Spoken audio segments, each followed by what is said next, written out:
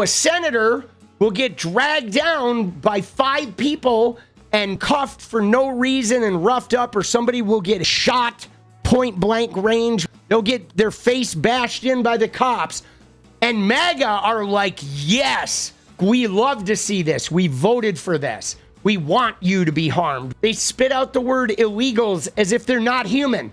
Like, they don't care if somebody's like taking a wrench to the head of illegals. MAGA people are like, yes, this is what we voted for. Just absolute cruelty. They're bloodthirsty.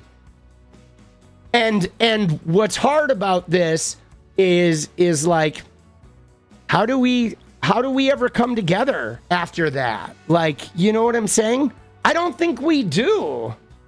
I don't think we come together. I think we have to seriously consider if America's heading for a divorce. And you know what's crazy? There was a tweet from Joyanne Reid on Blue Sky that I saw. Look at what she says. Okay, let's digest what Joy Reid says here. I can see how Hitler happened. The last decade or so in the US makes it easy to imagine. Not just Hitler, the Tulsa race massacre, Rosewood, lynching, slavery, the Rwanda and Rohingya genocides, and more. There is a wolf pack evil that lurks in the human heart, and it's easily activated by a demagogue. The way people on these socials spit out the word illegals as if these immigrants aren't human. The way they justify brutalizing Senator Padilla, saying he deserved it because he interrupted. Man, the lynch mobs were easy to form. These MAGA people don't just accept cruelty, they enjoy it. Okay? Folks were shocked when right-wingers raised $700K for a woman who called a 5-year-old black boy the N-word on a playground as she held her toddler. I genuinely don't know why that surprised anyone. There is a hardness and a coldness to America, right? Just that. And it leaves no room for compassion, which they view as sinful weakness. I genuinely wonder how we remain one country with two such opposite notions of what it means to be a society, a country, and a culture. And that's just it. Like, this is what I said yesterday, where I said that I had not witnessed this type of cruelty, this type of crowd aggression in my lifetime.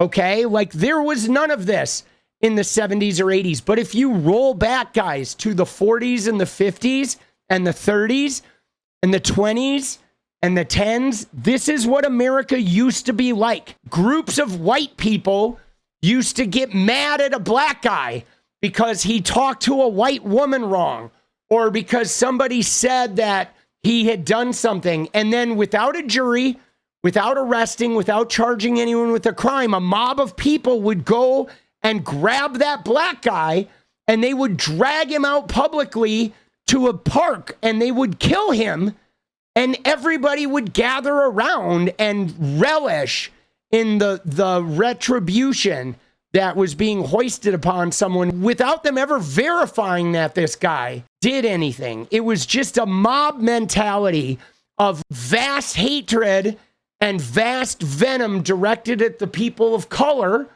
And then the mob would come in and execute that hatred to either beat them or maim them or murder them or burn their housing down or burn their city down.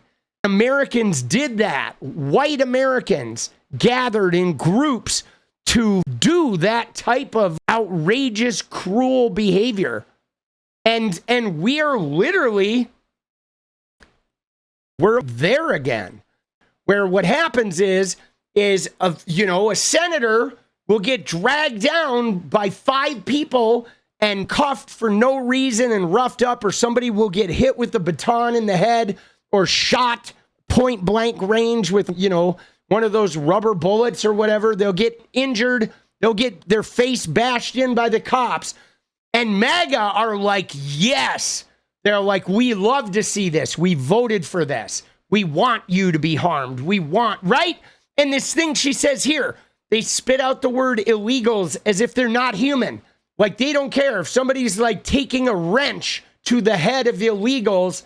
MAGA people are like, yes, this is what we voted for. Just absolute cruelty. They're bloodthirsty. And what's hard about this is like, how do we ever come together after that? Like, you know what I'm saying? I don't think we do. I don't think we come together. I think we have to seriously consider if America's heading for a divorce where we relocate the red and the blue, and we become two different worlds where the blue can have a world that has compassion and healthcare and, you know, paid family leave and high wages and all that shit. And then the red can have abortion bans and policing and genital checks at the bathroom and all that. Like, they can just fucking kill each other. They can drive over each other with cars and shoot each other, like whatever, you know? Because, you know what I mean? I mean, a national divorce seems to, you know, be a better thing because, like, the idea of like a civil war, like, I don't want to conquer red people.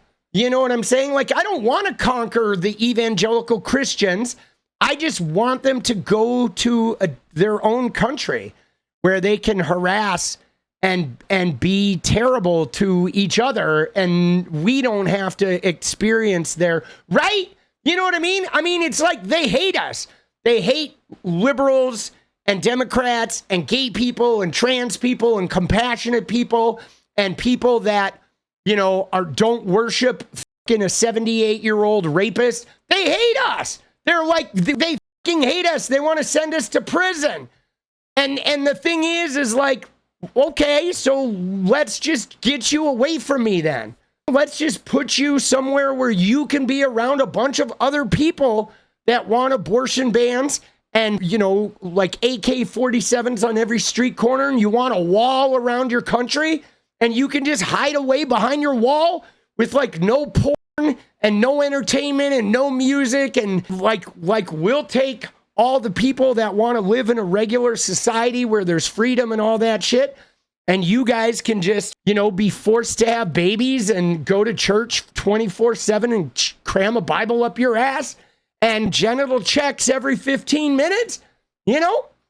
I mean, it feels like a national divorce because I don't think they're ever going to be compassionate. Like, at the end of the day, like, let's look at this. At the end of the day, there's this. Liberals don't think the senator of the state of California needs to be roughed up by 3 guys and handcuffed for interrupting a press conference, okay? And objectively, I am right about this. This is authoritarianism. There's nothing to be open-minded here, okay? People that are abusing power, they're abusing power. And what's crazy, though, is this. You ready? The same people that are literally handcuffing and wanting to arrest the senior senator of California for interrupting a press conference, they pardoned all the J6ers. They pardoned the J6ers that, like, injured 100 cops and took human shits in the Capitol. So don't tell me they're the same as Democrats. This is beyond political party. There are just people that are cruel. Like, it's the cruelty, okay? A Democrat says, you know what? Transgender people exist. Like them or not like them, we need to make sure that they're okay. We don't want them to commit suicide. We want them to have access to hormones and healthcare, to be able to hold a job, to be able to get their healthcare, to be able to survive, use the bathroom, and we want to figure out how they can play sports and participate in activities like all the other people. That's it. You don't have to like them. You don't have to be friends with the trans person, but we do need to incorporate them into our society. Now, what's crazy about it is the Republicans are like, trans people don't exist.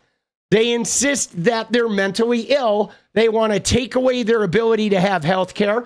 They want to prevent them from having a job. Texas wants to criminalize their existence. They're trying to charge parents with crimes if they take care of their trans kids. That's not okay.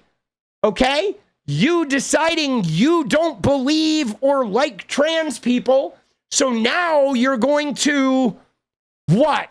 You're going to attack them? The president's going to lie about sex changes at schools?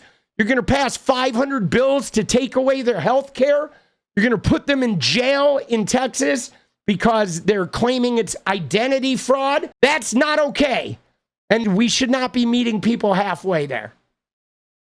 That's not okay. There is no open-mindedness to be had with that. You know what I'm saying? If you did that with any other group of people, all right, we're going to make Christians so they can't have health care. They can't use the bathroom. They can only use the Christian bathroom. They're not allowed to hold jobs. If they, read the Bible to their kids, we're going to put their parents in jail, right? I mean, you think that would fly? Like, come on, man. Now, I think Christianity is as harmful as anything in the world, but I'm not going to start passing laws that they can't be Christians. I mean, dude, fucking crazy, dude. What is up, guys? Thank you so much for watching. You like the video, you want to support independent resistance media, you know what to do. Drop that sub, hit the like button, and please share it. And we do love our members, so if you want to become a member, it's another really great way to support. Thanks again for everything, guys. I'll see you next time. Let's go.